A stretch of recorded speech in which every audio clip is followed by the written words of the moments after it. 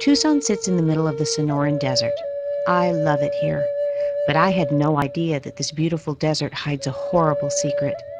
During a meeting with the health department, I learned that many areas of Tucson are also food deserts, where the community has no access to healthy, affordable food.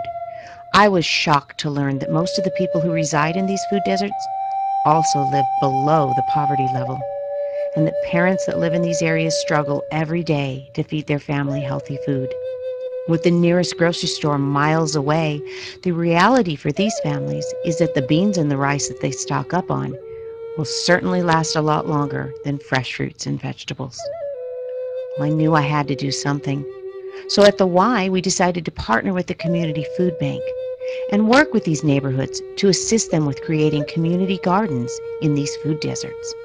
I met the Hernandez family, who came with other families to work the soil, build the water harvesting systems, plant and tend to the crops, and harvest the fresh fruits and vegetables for their families.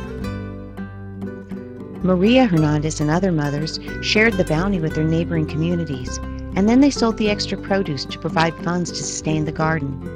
Gilbert Hernandez told me how much he enjoyed talking with the other families while they toiled, and how the work had created strong, lasting relationships.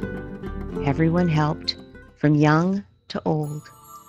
It was their garden, it was their bounty, and their connection to the earth and to each other. I knew we had helped, but we had only provided the tools. It was the families, like the Hernandezes, that made the gardens and the communities thrive.